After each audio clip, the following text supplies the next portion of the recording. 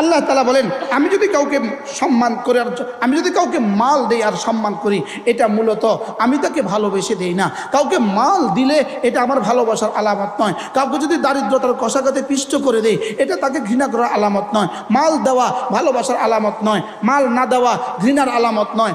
আমি দুনিয়াতে হুকুমত দেওয়া আমার ভালোবাসার আলামত নয়। দুনিয়াতে কাউকে হুকুমত থেকে ছিনিয়ে নেওয়া আমার ভালোবাসার আলামত নয়। আমার ভালোবাসা শুধুই ঈমান আমল দিয়ে হয়। সুবহানাল্লাহ বলেন। আমার ভালোবাসা শুধু কি দিয়ে হয় বলেন? ঈমান আমল ছাড়া। অনেক মালওয়ালা আল্লাহ অনেক ভালোবাসে, কোনো কিছু নাই আল্লাহ অনেক ঘৃণা করে না। বলেন মাল, বলেন মাল আল্লাহর ভালোবাসার কি নয়?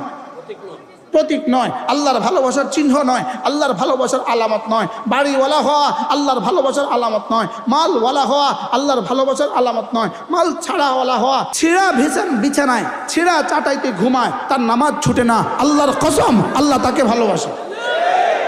যদি এটা না হইতো হযরত বেলালকে আল্লাহ ভালোবাসতো না। সুবহানাল্লাহ বলেন।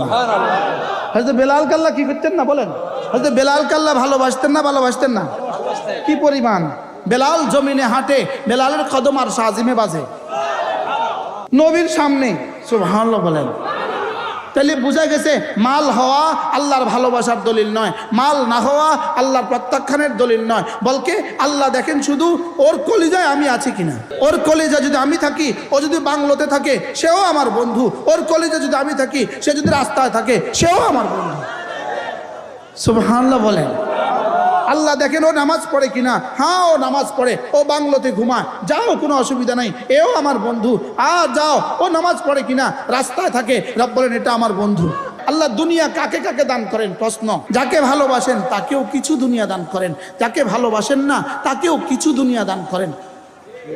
এবার বলেন দিন কাকে দান করেন? যাকে ভালোবাসেন শুধু তাকেই দিন দান করেন। ইন্না আকরামাকুম ইনদাল্লাহি আতকাকুম। সুবহানাল্লাহ। ছেলে 3টে আমেরিকা থাকে, আল্লাহ ভালোবাসে, বিষয়টা এমন না। মেয়েটা পিএইচডি করে সুইজারল্যান্ডের কোনো ইউনিভার্সিটির প্রফেসর, আল্লাহ তোমাকে ভালোবাসে, বিষয়টা এমন না। না না না না না, কাল্লা। রব্বুল আলামিন বলেন কাল্লা, না না, বিষয়টা এমন না, বিষয়টা এমন না। কাল্লা, কাল্লা শব্দের অর্থ কি? বিষয়টা কখনো এমন নয়। কাল্লা, তোমার 3টা ছেলে আমেরিকা থাকে, তুমি আল্লাহর কাছে অনেক প্রিয় পাত্র, বিষয়টা এমন না। তোমার ছেলেরা কিছুই করে না, তুমি আল্লাহর কাছে ঘৃণা, বিষয়টা এমন না। আমি দেখি তুমি নামাজ পড়ছো কিনা, তোমার স্ত্রী নামাজ পড়ে কিনা, তোমার সন্তানগুলো নামাজ পড়ে কিনা।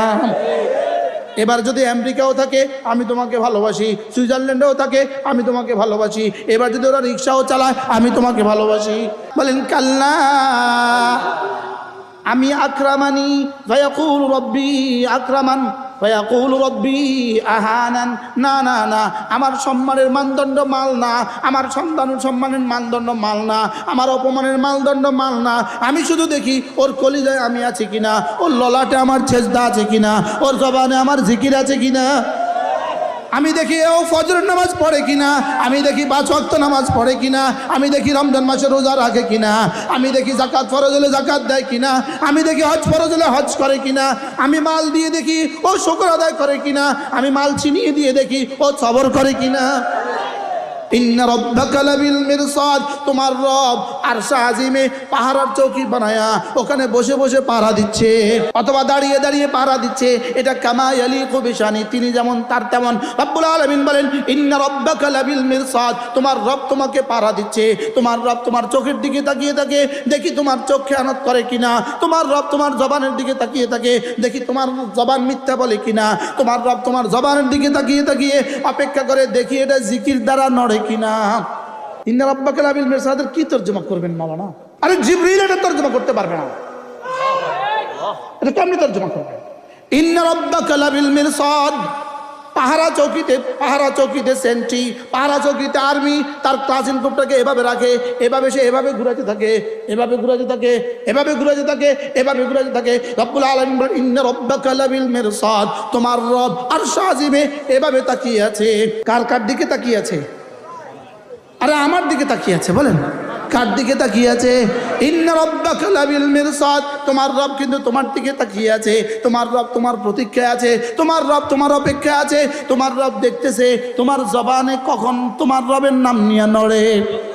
এবার রব্বুল আলামিন বলেন, হে মানুষ শুনো শুনো শুনো, তোমাকে যদি আমি কিছু সম্পদ দান করি, তোমাকে যদি কিছু সম্পদ দান করি, তোমাকে যদি একটু সম্মানিত করি, তুমি বলে বেড়াও আমার রব আমাকে সম্মানিত করেছে, হারাম দিয়া বাড়ি বানাইছে 10 তলা, এবার ওই বাড়ির মধ্যে লিখে দিছে হাদা মিন ফাদলি রব্বি। হাদা মিন ফাদলি রব্বি অর্থ কি? এটা আল্লাহর নিয়ামত, আল্লাহ আমারে দিছে, মাটি দড়ি শোনা হয়ে যায়। বলেন না বাস্তব, বলে না বলে না। এবার রব্বুল আলামিন বলেন, সারা দুনিয়ার সমস্ত বেঈমানদের 4টা উল্লেখযোগ্য সিফাত আছে। উল্লেখযোগ্য সিফাত, বেঈমানদের কয়টা সিফাত উল্লেখযোগ্য? বেঈমানদের 4টা গুণ আছে উল্লেখযোগ্য। 1 নাম্বার, কাল্লা বাল লা তুকরিমুনাল ইয়াতীম ওয়া লা তাহাদ্দুনা আলা তাআমিল মিসকিন ওয়া তাকুলুনাত তুরাতা আকলান লাম্মা ওয়া তুহিব্বুনাল মালা হুব্বান জাম্মা। রব্বুল আলামিন বলেন, বেঈমানদের 4টা মৌলিক পরিচয় আছে। 1 নাম্বার, এরা এতিমকে সম্মান করে না। 2 নাম্বার, এরা মিসকিনকে খাদ্য দেয় না। 3 নাম্বার, এরা না ওয়ারিসের সম্পত্তিকে ঠিক মতো পরিশোধ করে না। 4 নাম্বার, এরা না মালের পেছনে বিভোর থাকে। এরকম মুমিন আছে না নাই? এই জন্য খোদা না খাস্তাম, আপনার ভাই যদি মৃত্যুবরণ করে, তার বাচ্চাগুলো আপনার কাছে ইয়েতিম, এদেরকে আপনার সন্তানের মতো ভালোবাসবেন। আপনার প্রতিবেশী ইন্তেকাল হয়ে গেছে, এই এতিমের মাথায় যদি হাত বুলিয়ে দেন, আল্লাহর নবী বলেন, এতিমের মাথায় যদি আপনি হাত বুলিয়ে দেন, এই হাতের নিচে যতগুলো চুল পড়বে সমপরিমাণ নেকি আল্লাহ তাআলা আপনাকে দিয়ে দিবে। আল্লাহ রাসূল বলেন, আনা ওয়া কাফিরুল ইয়াতীম কাহাতাইন, কেউ যদি কোনো এতিমের পরওয়ারিশ করে, কোনো এতিমের লালন পালন করে, আল্লাহর নবী বলেন, সে আর আমি এভাবে জান্নাতে থাকবো। বাংলাদেশের সমস্ত কওমি মাছের মোহতামিমরা, আমরা কওমি মাছের মোহতামিমরা এতিম পালি, আমরা হাজার হাজার এতিম পালি। বাস্তব না বাস্তব?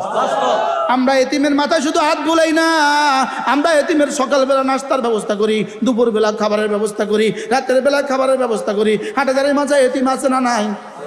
পটিয়া মাঝে এতিম আছে না নাই? নানকুর মাঝে এতিম আছে না নাই?